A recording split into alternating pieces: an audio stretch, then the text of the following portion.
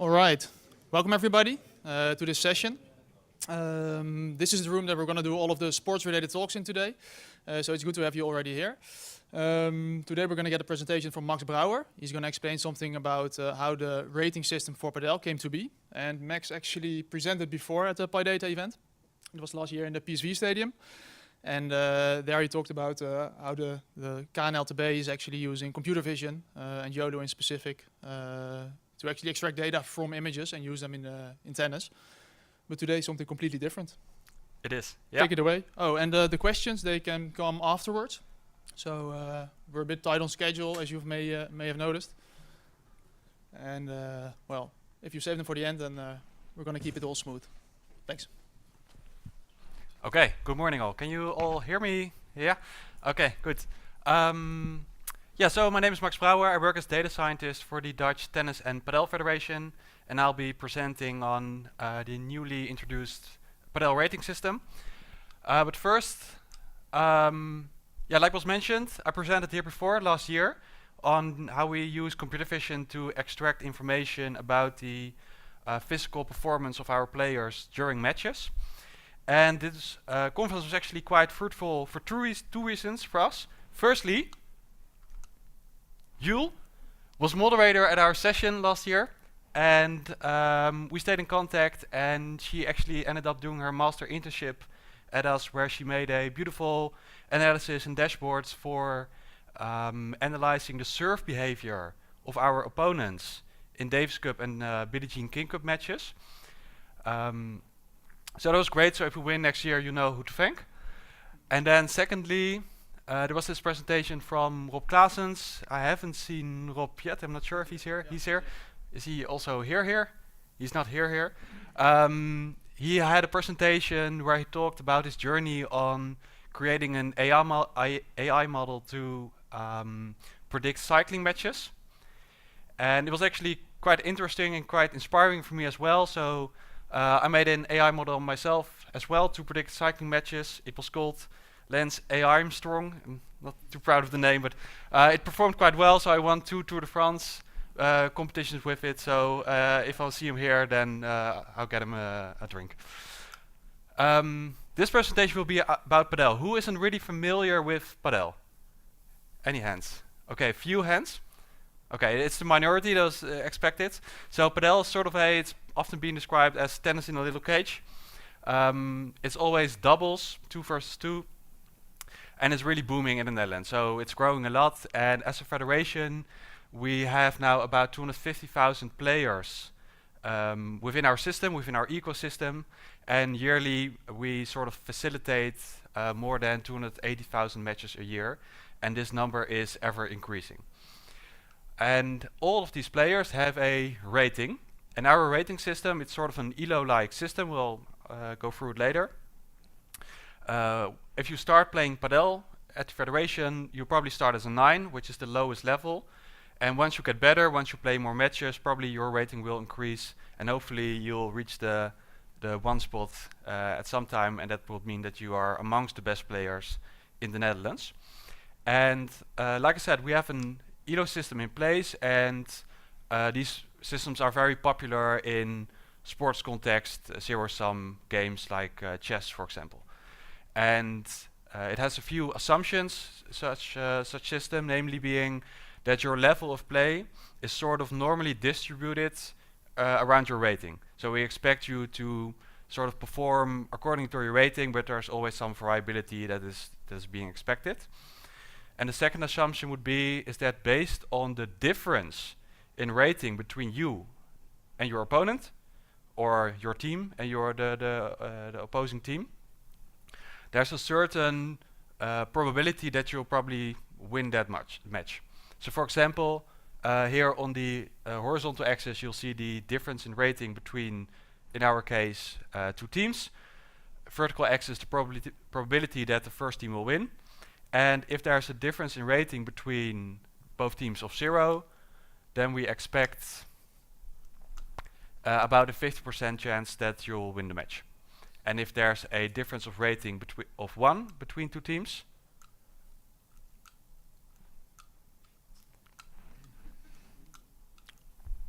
sometimes you gotta be persistent. Yeah. Then it's about an 85% chance of winning. So the difference in rating between the two teams says something about the probability that you'll win the match.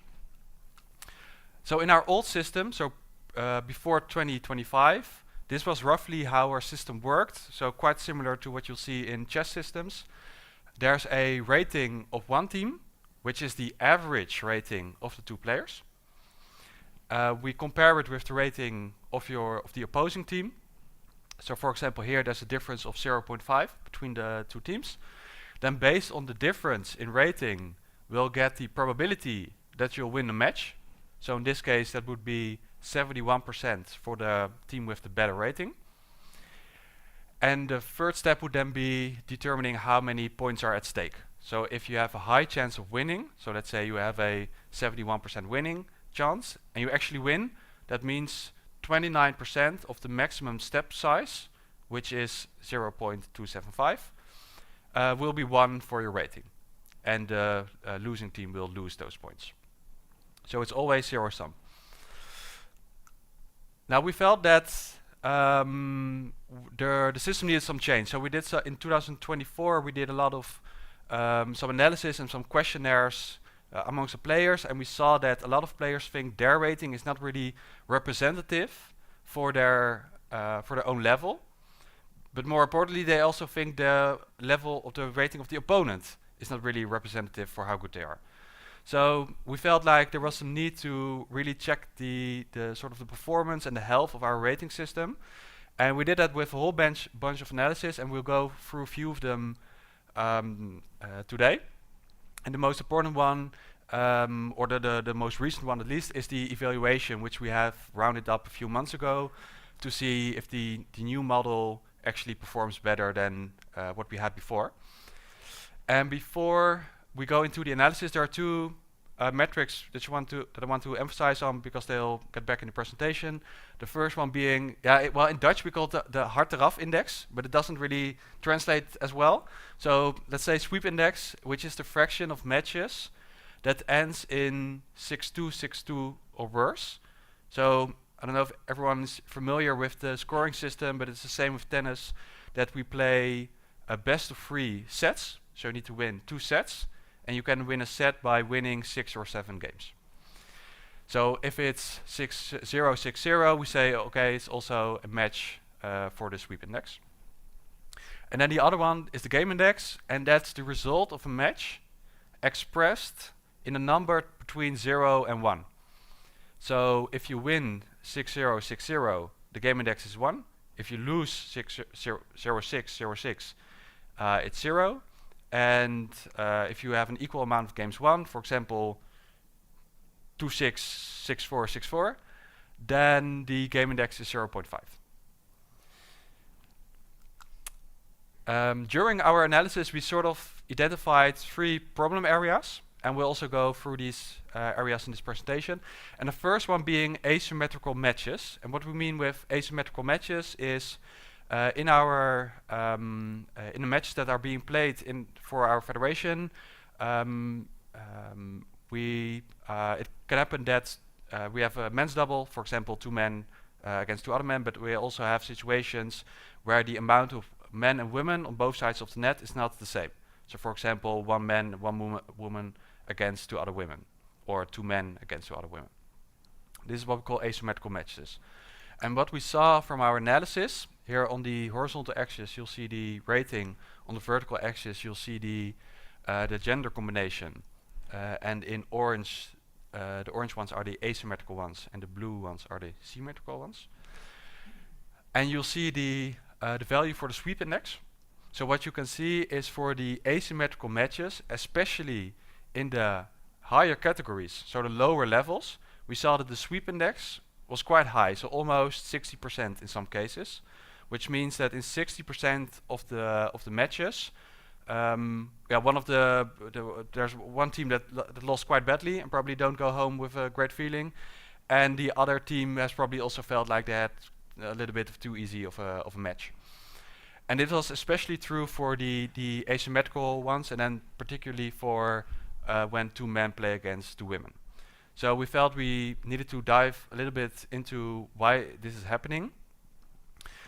And there's actually quite a viable explanation for why this could be happening. And that is because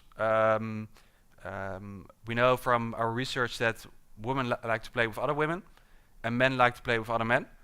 And there's not as much interaction as we always would like to see. And this creates what we call like a little bit of rating islands. So imagine you put all the women on the island, you put all the men on the island. Wouldn't be very nice, but just imagine. And then they play a lot of matches against each other. After a while, their ratings will not be really much aligned anymore.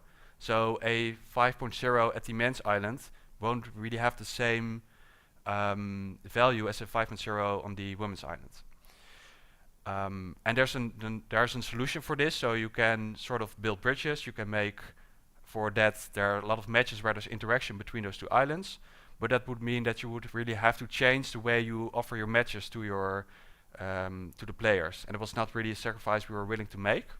So we found something else, and this graph supports that solution. So what you see here, again, horizontal axis difference in rating between the two teams, vertical axis the probability that one team wins. And in the cases where there's a symmetrical match, we know that there's a 50% chance of winning if the ratings are equal. But for a match where there's a man and a woman against two women, we see that the probability of winning isn't really 50-50, but it's about 67% against 33%. And if you look at the situations where there are two men against two women, we see that this is even worse. So it's about 75%. So what we now decided to do in our calculation, so after a match is being played, we make a correction for this difference in rating that we know lives between the men and the women.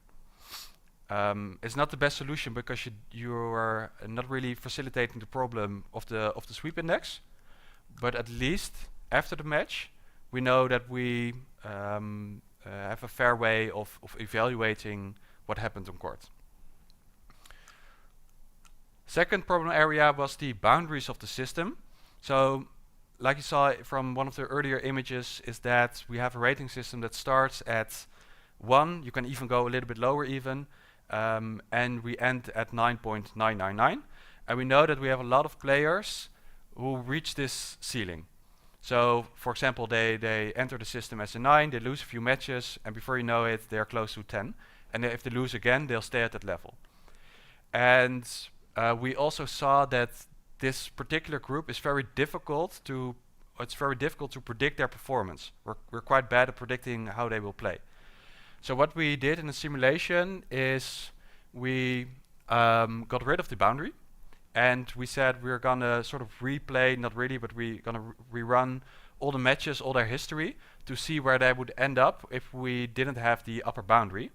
And what we saw there, if we simulate it and did it a few times in a row, that there's some sort of a natural distribution which goes more towards 11, 11.5 than 10. So that means those players were actually a bit stuck in the system and they just needed a bit more breathing room to go to their actual level.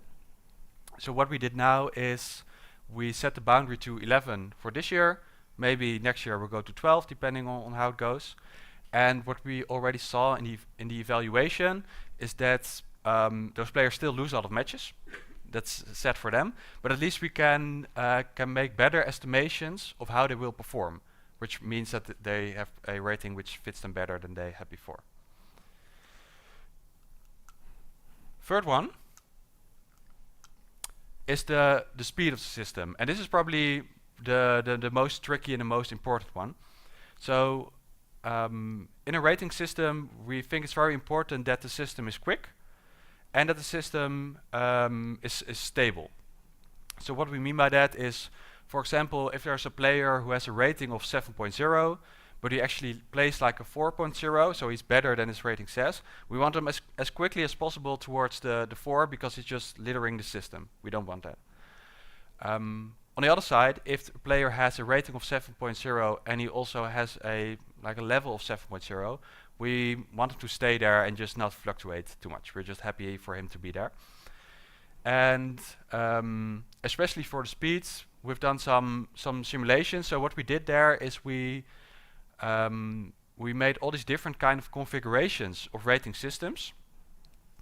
And then we found a group of players, around 3,000 players, who are, of which we are very confident that we know how well they play. We know their rating is quite stable and quite good. And those players, we actually put 2 rating points on their rating. So if they were before a 5.0, we say, okay, now you're 7.0. And then we simulated a lot of matches to see how they would go back to their original rating. And that we did for 9 different models with all these different kind of configurations. Won't go through those configurations, but it's good to know a few ones. The black one, model 1, was the original KNLTB rating calculation that we had before. Then the blue one is the same model but with a step size which is twice as high. And then the purple one is a completely game-based model in which you don't evaluate performance based on who's winning, but based on who's winning the most games. And we saw that this model, model 8, was already quite fast compared to his peers. But if you look at the step sizes of the simulations for the different models, you can see the black one behaves as we expected, so it has a average step size of about 0.1, the maximum step size of 0.27, like we said before. The blue one, also what we expected, is just twice as high. But then the purple one has quite low average step size. Although we saw that it is quite fast, even that it has this little step size. So if you put this in the table, you'll see that compared to the original model, the game-based model is quicker than what we had before, but especially it's also a bit more efficient than it was before. So we really make use of the points that we hand out. So we use this knowledge to set up a new system, which works quite similar, but has a few differences. So first one, we still calculate the difference in rating between those 2 teams.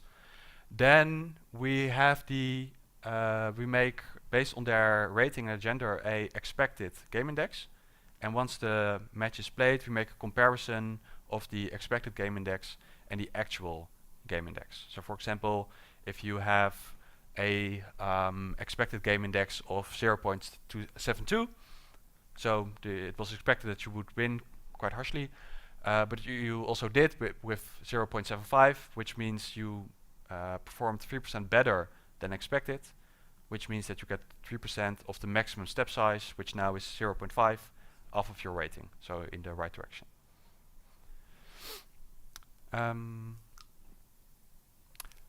Then of course, after a while, we had a run 6 months with this new model, and we're interested in, does it perform any better than the previous model? So do we need to make any adjustments? Are we fine? What do we need to do?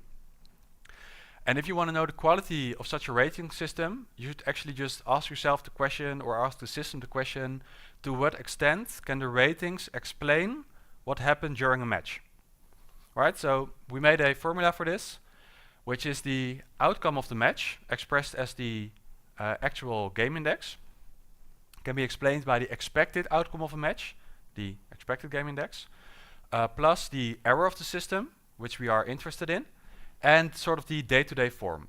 So we know that if 2 teams play against each other 10 times in a row, the results won't be the same 10 times in a row. There's some variation there, and we know the variation is about 10% games won. We know that's what we can expect if when they would repeat matches. So we can rewrite this function to, the error is the absolute difference between the expected and absolute game index minus the day-to-day form. So if we would calculate this for different kind of matches, so let's do that here.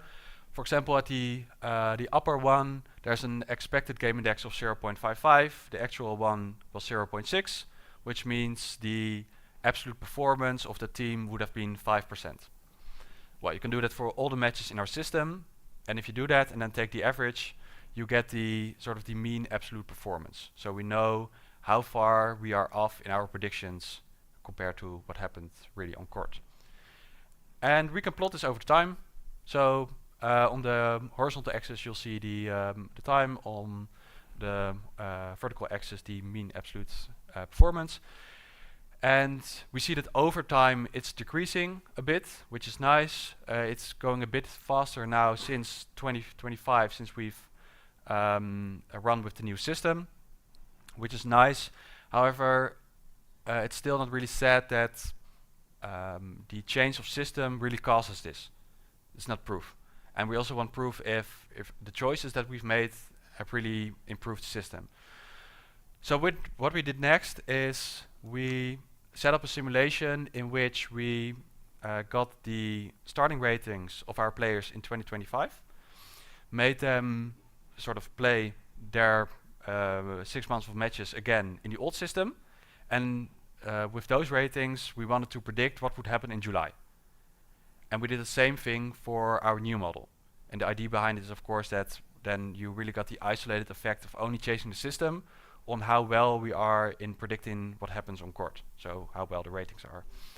And what we saw here is that in our old model we would have been now at 22.2, but actually we're now at 20.1, which is better. We're going towards the right direction.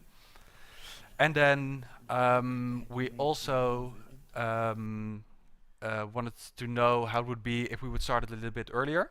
So what we did afterwards is that we got the starting ratings of January 2024, simulated 1.5 years of matches, and then again made predictions on July 2025. And then we saw that we, with the new system, would have been at 18.5. So if we would started a little bit earlier, we would also be a little bit better now as well. Yeah, so the conclusions, the isolated effect of changing the system to a new one is that we are now 9.6% more accurate in predicting what happens on court. So we think the ratings are 9.6% better, and we also feel like there's some room for improvement once there are more matches being played.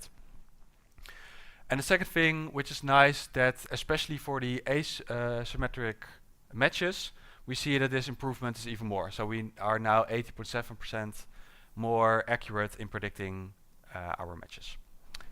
That was about it. Thanks for your attention.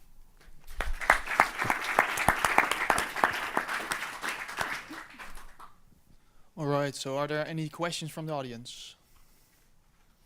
Sure. Who was first? Yeah.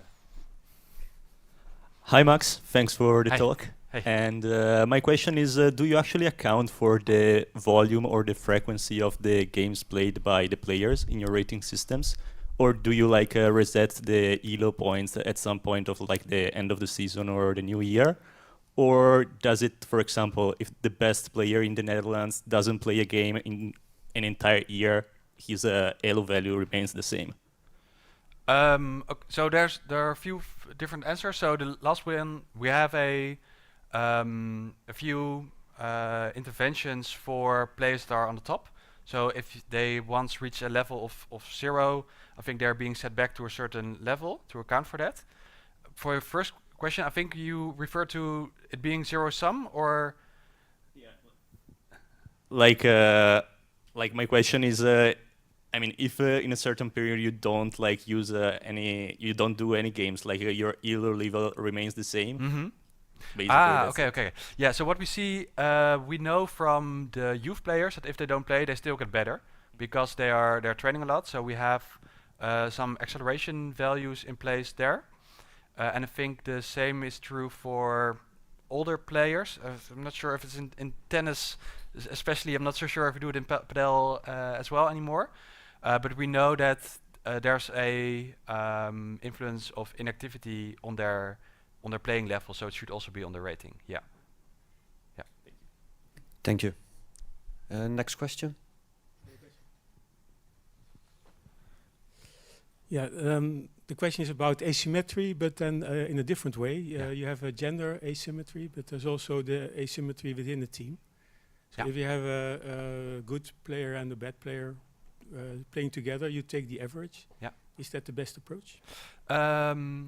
It's close to the best approach because we've done analysis on this, and we know that, for example, if there's a 5 and a 7 against two 6.0s, that the 5 and the 7 have about 5% more chance to win. So it's better to have the better player than that it is worse to have the worse player. But we thought this effect is so little that it's not really worth it to put it in a model and have to explain to everyone as well why that's the case. Okay, and the rating, does it change the same for both players then? It does, yeah. Do we have time for more questions? We do, okay. Okay, perfect. Thanks for the talk, Max. So I was wondering, so this model is for Padel, right? Yeah. So do you use like the same rating system for tennis, or do you see any differences between tennis and Padel on like what factors influence the system? Yeah, so for tennis we have the old system in place. The difference there is that we don't have the problem of asymmetry, because in tennis we only play men's doubles or men's matches, women's matches or mixed doubles.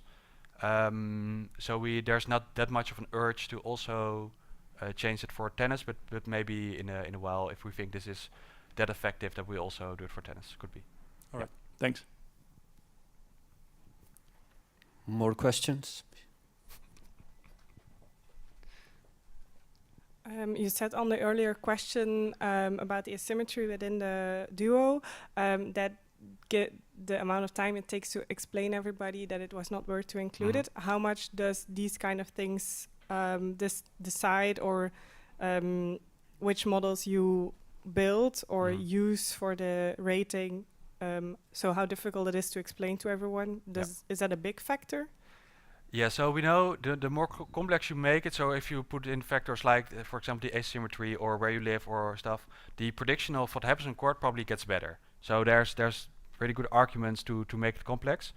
However, we feel like there's some sort of a responsibility for us to be able to explain to our members why there's something happening with the rating, because we know they think it's very important. You should know how much emails and phone calls we get over it. So at the start of this process, we also got sort of the restriction that we didn't want anything that looks like a black box model. So if it looks for us, maybe it's not black box, but for a lot of members, well. So we said we want to stay away from there. Yeah. Thank you for the questions. Are there other questions? The last one. Last one. Okay. Yeah, so you mentioned one of the issues was the speed of the system in which time it adjusts. I didn't really get where this problem actually came from, if it was like on certain rating levels or something, because I know that for different ELO systems they often then just change the K factor if it's just on a certain rating levels where the speed is not up to spec, let's say like that. Yeah. So. Yeah. So what we see is when people are introduced in the system, often their rating doesn't really fit their level of play, and then there are a few options. And one of those options is indeed a higher K factor or a higher or some sort of professional rating. So we are looking into options there, but the problem is really with the newly introduced players and getting those sort of used in the system. But it's actually one of the options we're looking into. Yeah. Thank you.